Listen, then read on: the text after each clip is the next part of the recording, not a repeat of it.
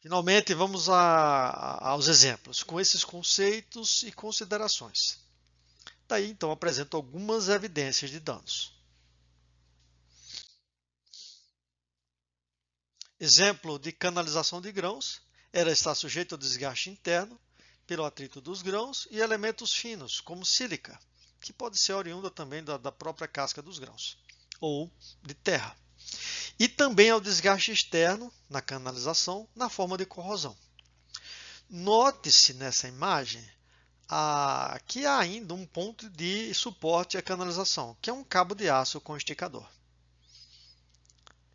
Então, ali vai perceber que há um desgaste interno, há um desgaste externo, né? E esses desgastes situam-se devido aos fatores de canalização, de condução de grãos e fatores externos de corrosão por umidade.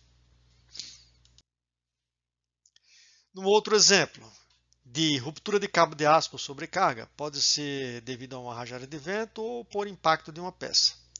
Aqui o que ocorreu foi a ruptura do cabo de aço. Na imagem em si, após o acidente, mostra-se um local de ancoragem errado e que leva à deformação da barra.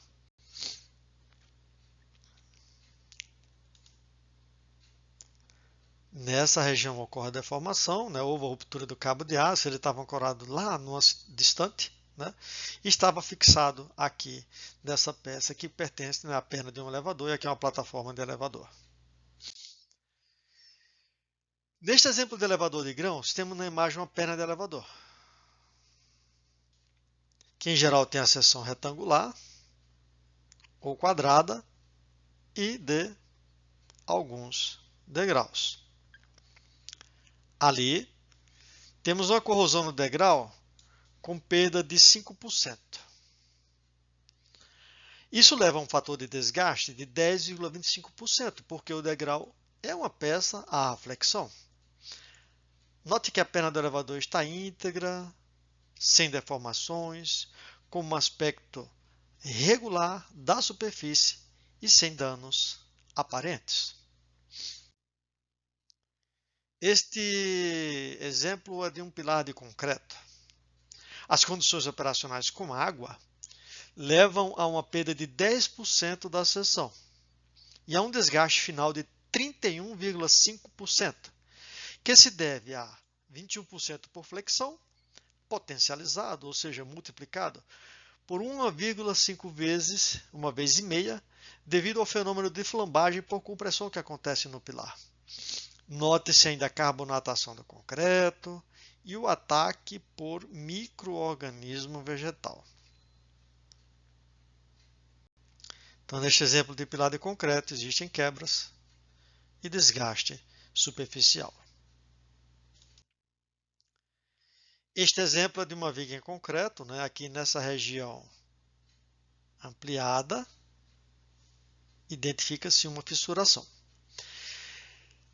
Neste exemplo da viga de concreto, ocorrem fissuras em toda a seção, com perda de superfície de 15%, sendo potencializada a 32,25% de desgaste, devido ao comportamento à flexão da viga. Ocorre ainda a carbonatação do concreto e não há armadura exposta. Este exemplo é de uma viga metálica ancorada em concreto. As condições operacionais são com água e ocorrem perdas de seção. 15% de perda na superfície da viga metálica, que corresponde a 32,25% de desgaste devido à condição de flexão. Na ancoragem, na região dos parafusos e de chapa, há 15% de perda superficial, que corresponde a 38,7% de desgaste, 1, potencializada 1,2 vezes por ser ancoragem. E ocorre uma perda de massa da seção metálica, que é pela ferrugem.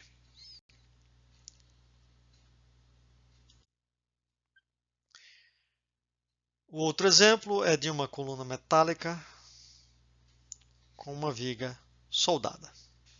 As condições operacionais são com umidade excessiva. Ocorre perda de seção, 20% de perda na viga metálica, que corresponde ao desgaste de 44%, devido à condição de flexão na viga. Na coluna metálica, o desgaste é ainda maior, chega a 66%, 1,5 vezes devido à compressão e de perda de massa devido à ferrugem. Então, nós temos uma situação perigosa da estrutura. O que se faz no processo de verificação da estrutura? Onde é que estão as margens de segurança? Como são definidas as margens de segurança? É nas normas? Em ambas as respostas. Em geral, a margem de segurança é de 1,5 vezes ou 1,5 vezes o valor da carga nominal. Então, o que é a verificação? É o processo de avaliar a capacidade da estrutura suportar as cargas com segurança. Via de regra, a capacidade permanece normal se houver perda zero ou uma perda de até 5%.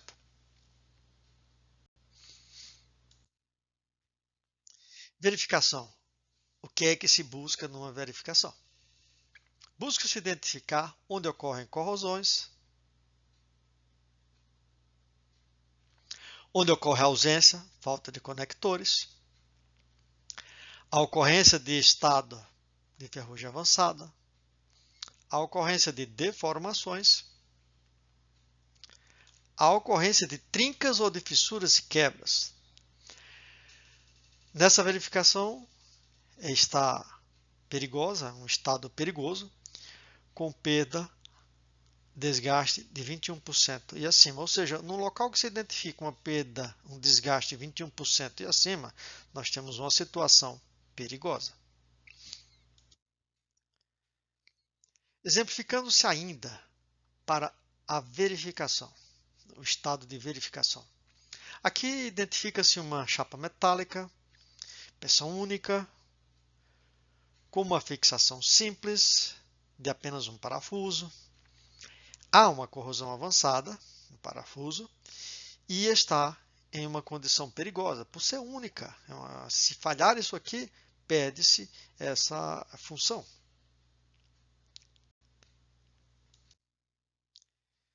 Vamos às nossas considerações, encaminhando-se para uma conclusão, um feixe de ideias, um fechamento de ideias.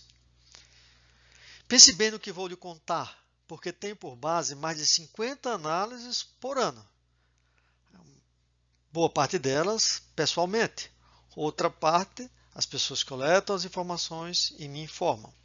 E daí faço análise por base em imagens e por base em informações.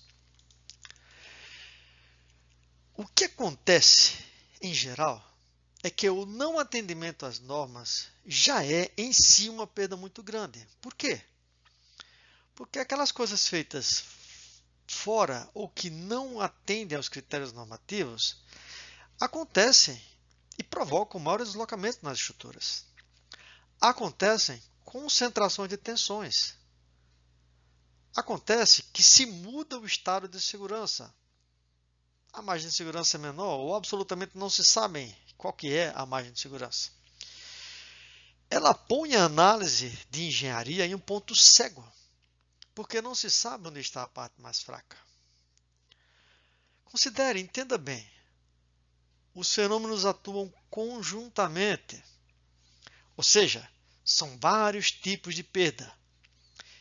Inclusive, como já citei, é uma perda oculta quando o projeto original não atende às normas, ou seja, vai-se fazer uma análise pensando-se que os coeficientes estão todos atendidos e isso não está ocorrendo. Meu caro engenheiro, nesta conclusão, veja que o desgaste encurta, abrevia a vida útil da estrutura. Essas perdas forçam e colocam a estrutura em não conformidade às normas técnicas e que a aplicação dos valores das estimativas que lhe forneci servem de alerta em uma inspeção. Desgaste abrevia, as perdas colocam a estrutura em condição de não conformidade e as estimativas são um alerta. Cumpre, por fim, que você assista, meu caro engenheiro, novamente essa apresentação com calma e solidifique o seu entendimento, revisando os seus conhecimentos, quantas vezes sejam necessárias. Em geral, mais de 5 vezes, tá? Para você ter um bom entendimento. Tenha em mente que NBR significa Norma Brasileira Registrada no Inmetro. Saiba que as normas técnicas são elaboradas por pessoas que lidam com os conhecimentos registrados, sendo profissionais que atuam na área e profissionais que pesquisam e validam os dados que ficam registrados nessas normas. Eu participo da análise de normas técnicas, participo no corpo de normas técnicas desde 2010. Antes, em 2003, 2004, no início com a ABNT, participei de várias reuniões e pude observar que todo o conhecimento ele é colocado por base em situações reais, é tomado por base em situações que repetidamente comprovam a sua segurança. Assim encerramos a nossa apresentação.